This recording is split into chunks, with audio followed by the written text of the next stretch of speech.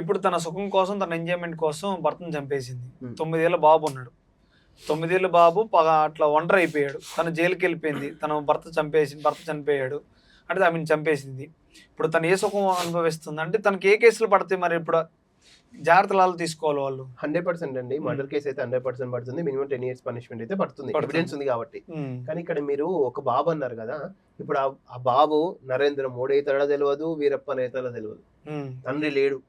తండ్రి అయితే లేడా, తల్లి జైల్లో కూర్చుంటది. ఈయన పరిస్థితి ఏంది? ఈయన 5 రూపాయలు సంపాదిస్తాడా, 5,000 సంపాదిస్తాడా, 5 కోట్లు సంపాదిస్తాడా తెలియదు.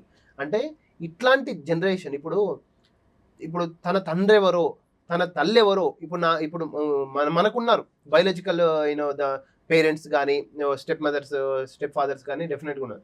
తన తండ్రి ముఖం చూడకుండా కూడా ఒక పిల్లవాడు 21 ఏళ్ళు పెరిగితే అతను వెళ్ళే మానసిక క్షోభ, ఇప్పుడు స్కూళ్ళలో కానీ కాలేజీలో కానీ, అరే నా తండ్రి ఇది తెచ్చిండ్రా బాయ్, పెన్సిల్ తెచ్చిండు, పెన్ను తెచ్చిండు, ఒక చాక్లెట్ తెచ్చిండు, యూఎస్కి వెళ్ళి చాక్లెట్ తెచ్చిండు అంటే ఈయనకు తండ్రి ఎవరో చెప్పుకోలేని అంటే నీకు తండ్రి ఎలా అయ్యాడనే కొన్ని క్వశ్చన్స్ స్కూళ్ళలో వస్తున్నాయి యాక్చువల్గా.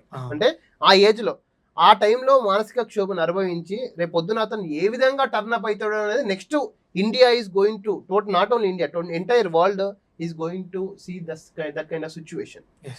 ఓకే, తనకి ఎలాంటి శిక్ష అంటే ఇప్పుడు అలా చేస్తే ప్రాబ్లమ్స్ వస్తూ ఉన్నాయి. సో మీలాంటి లాయర్ని కలిస్తే మీరు మాట్లాడతారు కదా, లీగల్ గా ప్రొసీజర్ అవుతారు. డెఫినెట్గా మేము లీగల్ గా ప్రొసీజర్ అవుతాం. బట్ మేమేంటండి గుళ్ళో పూజారులు మాత్రమే, గుళ్ళో దేవుని అవుతాం కాదు కదా. పూజారి కొబ్బరికాయ కొబ్బరికాయ కొట్టాము, అర్చన పెట్టుకుంటే అర్చన వేస్తాము, ఇంకా అభిషేకం చేయమంటే అభిషేకం చేస్తాం. అంటే చంపే బదులు ఇలాంటి దారుణాలు చూసే బదులు ప్రశాంతంగా మ్యూచువల్ డివోర్స్ తీసుకుంటే బెటర్ కదా. ఆ లెక్కేందో పత్తేందో ఇంట్లో కూర్చొని నీకెంత రావాలమ్మా, ఆయనకెంత రావాలమ్మా, కోర్టులు కూడా కోర్టు పంచాయతీ కాకుండా మ్యూచువల్ డివోర్స్ తీసుకోవచ్చు. ఇప్పుడు ఆ పిల్లగాన్ని అన్యాయం చేశారు, పిల్లోడు సమాజంలో తిరగలేడు కదా. ఎంత మానసిక తిరగడు కాదు. ఇప్పుడు ఆ పిల్లగాన్ని ఎంత మానసిక క్షోభ అనిపిస్తుంది స్కూళ్ళలో కానీ, కాలేజీలలో కానీ, టోటల్ రేపు పొద్దున పెళ్లిళ్ళలో కానీ.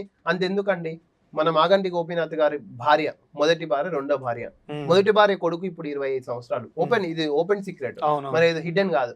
ఎలక్షన్స్ అప్పుడు ఏందండి, నాకు తండ్రి ఎవరో తెలియదండి, నాకు పిల్లని ఇస్తలేను ఓపెన్ గా మొత్తుకున్నాడు మీడియా ముందుకు వచ్చి, అంతేనే కదా. సో ఆల్రెడీ ఆ జనరేషన్ అప్పట్లో సింగిల్ డిజిట్ లో స్టార్ట్ అయినాయి, ఇప్పుడు 2-3 డిజిట్ స్టార్ట్ అయిపోతున్నాయి.